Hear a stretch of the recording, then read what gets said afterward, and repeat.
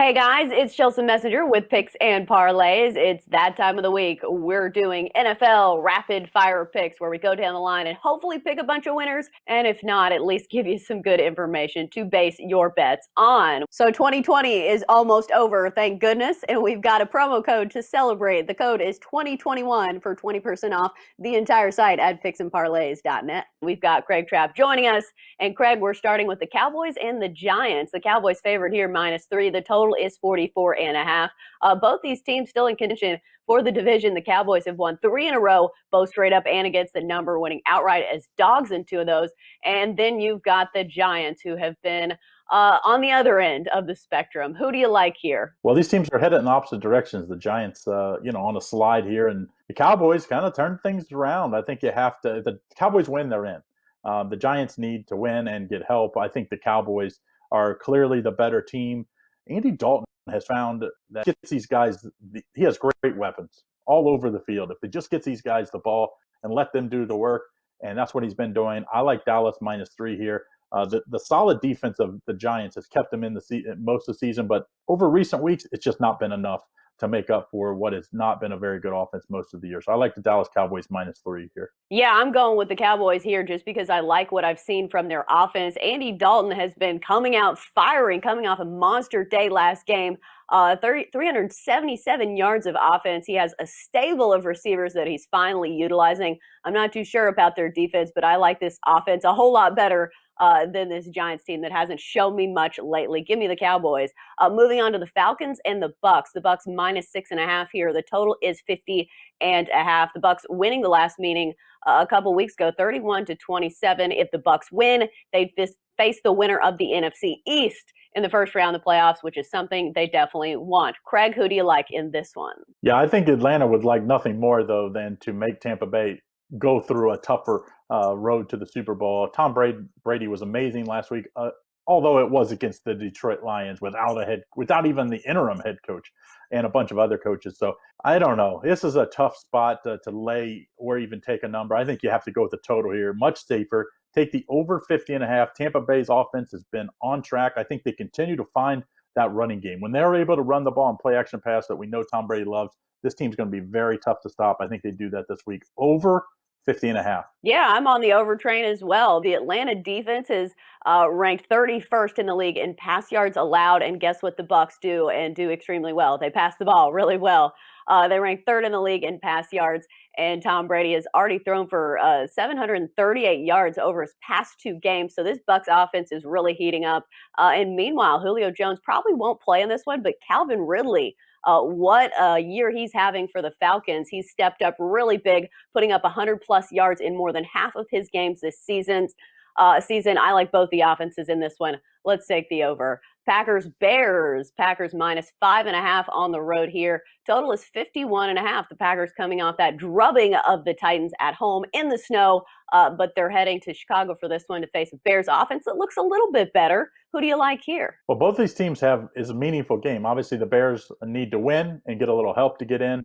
The Packers, if they win, they secure that #1 spot. Of course, going through Lambeau, not an easy spot for any NFC team. So I think both teams will come play hard. I think this one's an under game. I just think, this time of year playing at Soldier Field, very cold conditions I'm expecting, probably windy as always in Chicago. I think it's going to be a running fest and a lot of probably turnovers. So I'm thinking under in this one. Under 52 is going to be my play. This is probably going to be the the public play of the week, but I like the Packers here. Win for them, get some home field advantage. As you mentioned, that's huge. And a first-round bye.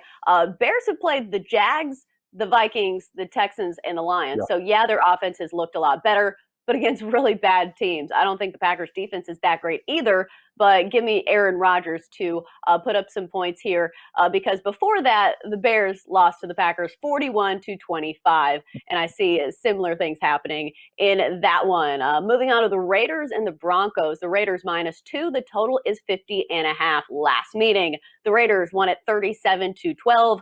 Both teams have lost 4 of their last 5. Craig, who do you pick in this matchup? Ugly game. Both teams obviously out of the AFC playoff race. The Raiders, that loss to the Dolphins was something else. I mean, their chance of winning that game was like 99.9 once they kicked that field goal. But the Raiders, this line flipped. Denver was opened as a 2-point favorite. Now the Raiders are a 2-point favorite. I think the right team's favored. I just think there's a lot of pressure on John Gruden. There's some whispers in the NFL that the Raiders might be thinking about moving on from John Gruden. If not this year, he'd definitely be on the hot seat come start of next year. So I do think the Raiders get this win. It's an important win, I think, to gain a little momentum for next year and forget about that terrible loss and the terrible second half of the season that the Raiders have had. I hate this game overall, and it's not my strongest play of the week. But the Raiders are 12-3 to the over, partly because their defense has been really porous, Yeah. and their offense can put up some points when Derek Carr is firing, or Marcus Mariota if he's running all over the field. So I'll just take the over and hope for the best, but definitely not my favorite one there. Washington and Philly, the football team is favored -1.5. The total is 43.5. Of course, Washington just releasing Dwayne Haskins over the week after losing to Carolina. Who do you like here, Craig? Well, obviously, this is that Sunday night game, so we're going to know who wins this, who wins that early. If Dallas wins, then this game is meaningless as far as for Washington being able to make the playoffs. So I think I would wait to bet this game. If Dallas loses to the Giants, then this game means a lot for Washington, and I would be on Washington minus the 1.5. If it's the other way, I'm taking Philly plus 1.5. So this is one of those games you just have to wait.